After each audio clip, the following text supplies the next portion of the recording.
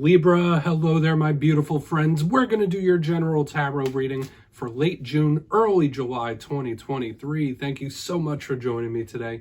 You know I appreciate each and every single one of you. So let's get right down to business, as always, and start you off with an oracle card here, just so we could dip our toes into energy and see what's going on for the lovely Libra collective. I hope you're all doing fabulous, my friends. Let's shuffle it up one time. See what we got for you this week, my gods. Talk to me. What's up with Libra, please? And yeah, we're going to take a real quick look at this first card.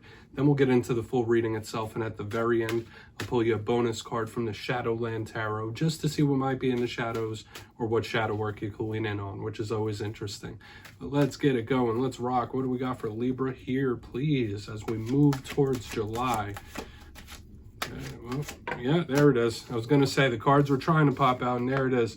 Okay, beautiful etheric type of energy. I often see this in water sign readings for sure, but there is something linked to the dream state and sleep. Very interesting card there on the front end.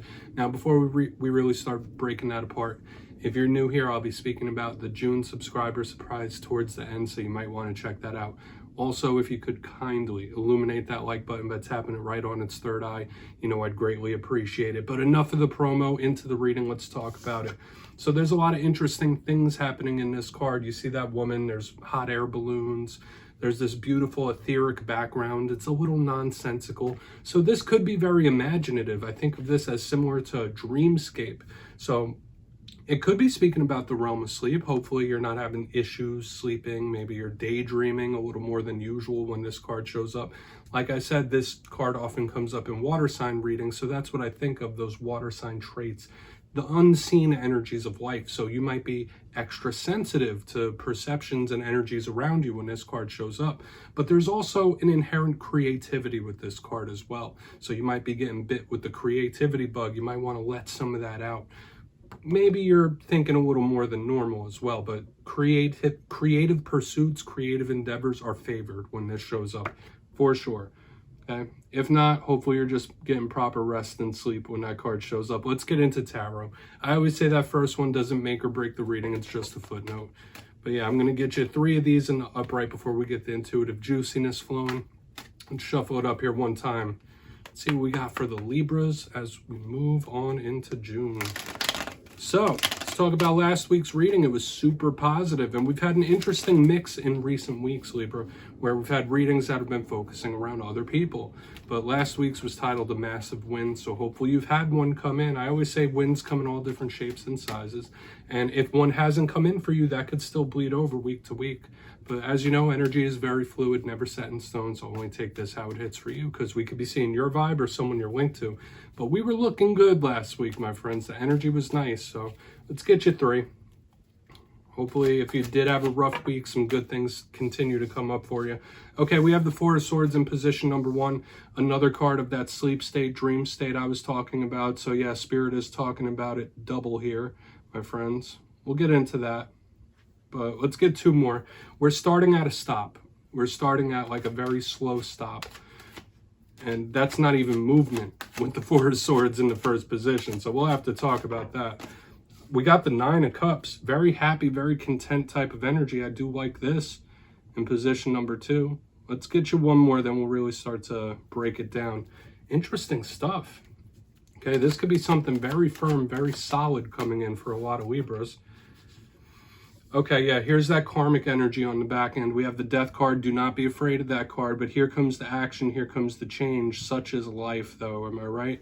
And you also have a bonus, which is the King of Wands. So, yeah, Libra, we're going to have to talk about this as usual. It's a very layered type of reading. You always have one every week. But let's go through one by one. I'll give you the classical meanings and archetypes before we get into the intuitive stuff. So at first look, first glance, we have a whole mixture of all different types of elements here. We got air, the mental. We also have tons of water with these 2 cards. It's big water sign energy that we've been feeling since the very beginning. We got a king. We have major arcana. So there's a whole bunch of things, whether it's various different areas of life or one whole story. Let's go through one by one. So position number 1, the 4 of Swords.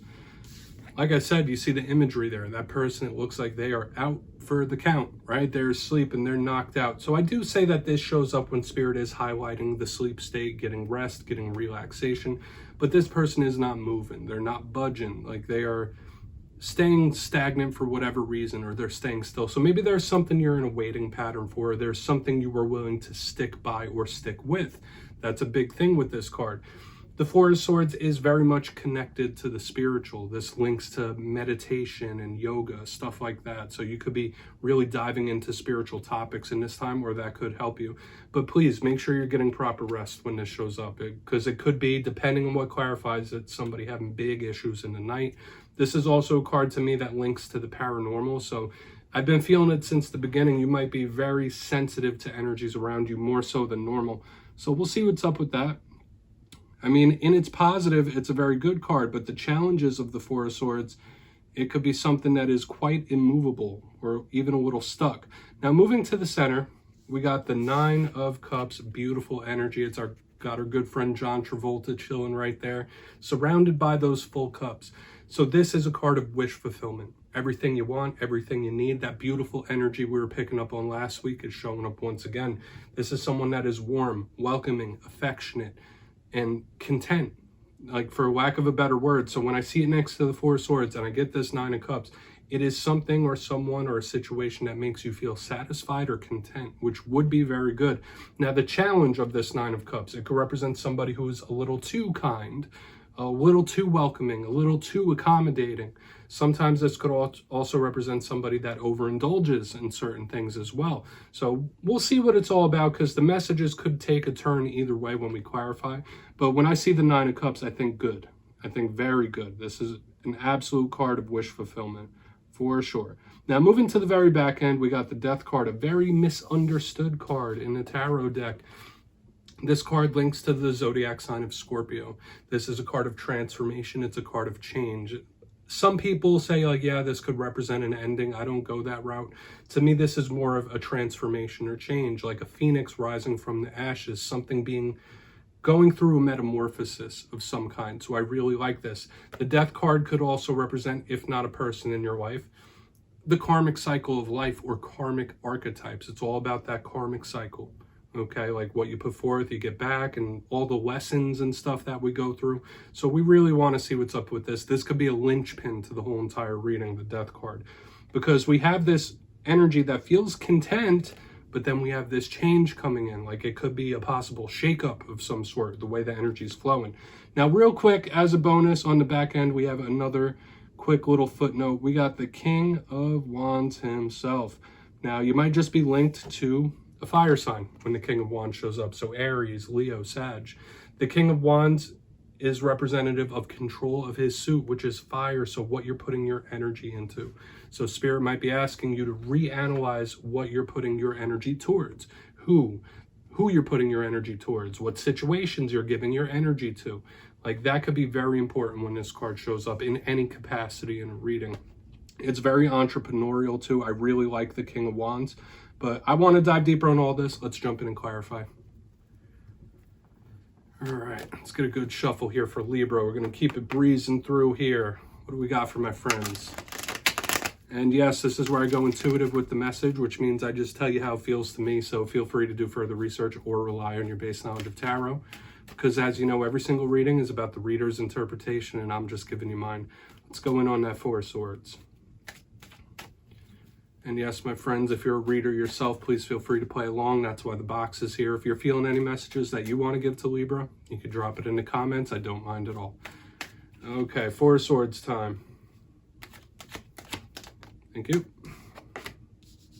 Lover's good. Yeah, this is some sort of connection, some sort of partnership that brings a lot of stability here. Either has, did, or will. The Lovers in the upright is very nice. It could also represent the zodiac sign of Gemini, and at the time of this filming, we just came out of Gemini season. So for a lot of Libras, there may have been some sort of waiting happening in recent weeks, or something happening in the zodiac realm of Gemini where, like, things were a little stuck, or things weren't progressing, or there was a lot of delays. So I could say that for some of you, maybe the month that just passed, there was a lot of delays and stuff not moving, stuff not changing. But when we see the Lovers, aside from the zodiac connection, it is a soul bond. It's a soul connection. It doesn't always have to be romance. So when I see it under this Four of Swords, this is a person or this is a connection that brings, or did at one time, bring so much stability and comfort and calmness. So this feels good right here on the front end. We'll see how it plays out throughout the rest of the story, because we could be getting a lot more details. But this feels like an individual or a connection that could be a big asset to your life. Okay, take from that what you will. An asset emotionally in various different ways. Like, there's a lot of sturdiness here, and I like this first alignment. Let's keep moving. You would know who that is, right? When I mention those things, I'm sure your mind is going to certain people you're connected to. And like I said, it doesn't just have to be romance. But let's go in on that Nine of Cups. Whoever that person is, they're showing up here in a prominent fashion in this week's reading. So why is that Nine of Cups here? Thank you. Yeah.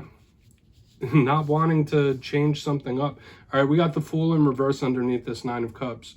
Okay, now some of you might be connected to an Aries. Okay, this could be an Aries that is a little too generous, or someone who embodies those traits where they're just giving their time out. They're giving their resources out. Like, they're just very, giving in various different ways, maybe to a fault. But when I see the Fool in reverse underneath this Nine of Cups, I'm feeling this content feeling. Like, no, I like it how it is. Like, this could be someone that is very averse to change. Okay, now change is inevitable. It's always going to happen in different areas of life. We just hope and we work towards changing things in a positive way. But with the way these are lining up, it's like someone saying, no, I'm okay. Like, I'm good. Trust me, I'm good. Things are fine the way they are right now. Like, I'm content. Maybe that's a place you're working towards. For some of you, you might just be in the mode of mindset, like, all right, why does this have to be a struggle? I just want to be content. I just want to be happy. I don't want all this extra stuff. Like, that's a vibe I'm picking up for some of you. Okay, but big correlation right here in the front, which makes me a little skeptical to get over to the Death card, knowing what I know about karma and transformation and stuff like that. So let's just put the Fool down here. Yeah, someone just not wanting a change of this dynamic or a change of this. Like, I'm cool, I'm good. Let's see what's up with the Death card. And once again, that doesn't have to be your energy. That could be someone you're linked to, of course. But why is Death here? Then we'll do our recap before we get into the Shadow card. Interesting stuff here, Libra. That's for sure. I did see Karmic energy for you a couple weeks ago, so it's interesting to see it again. Okay, what do we got? One more card. Thank you. Yeah, Two of Swords in reverse. Like, ready or not. The energy of change, once again, my friends. And I know I got that for you a couple weeks ago again as well. And the Two of Swords to me is a card of the unexpected. It's a card of the unplanned. It's a card of surprising. So when I see it show up here in reverse underneath this Death card, this could be like a ready or not, here it comes, or something that changes whether you want it to or whether you don't, and it could come out of nowhere. I'm not trying to make anyone nervous or anything like that. Like, sometimes changes could be for the better or the best. But the Two of Swords in reverse to me is also the energy of revealing, revelation. But this feels like progression to me. When we're content, when we're happy, that's a good thing. But then we also need to remember that friction is what makes us grow. And I'm feeling it here on the back end. It's like, no, yeah, don't get too comfy, because you still need to keep pushing. You still need to keep growing.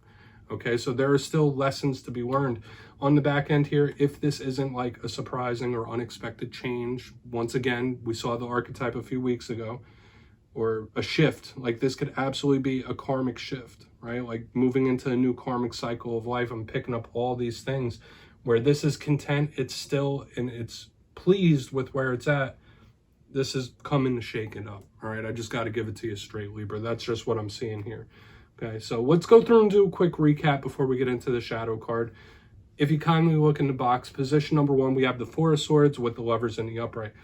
Two main messages there. This could be a soul connection or an individual that is a very stabilizing force in your life, or that is just a benefit to your life in some way, whether it's family, friend, or romantic. Like, it's very comfortable, and it's like that rock type of energy.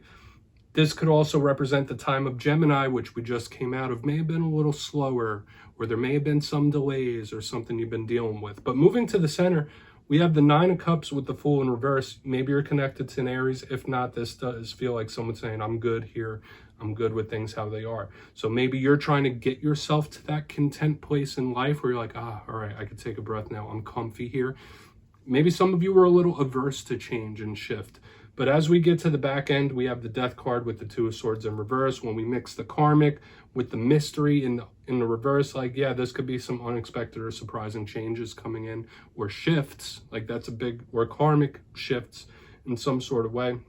But it does give me the vibe of like, yeah, it might be for the better, but friction is what provides growth, and the universe might be trying to press you into some friction to form some growth in you. That's just the vibe I'm picking up. So Libra, please take a screenshot of that. I'm going to get you one shadow card here. Let's shuffle it up one time. Like, I'm not getting red sirens, red flags, or anything like that out of this spread. That's for sure. But let's see what's up. What do we got for Libra?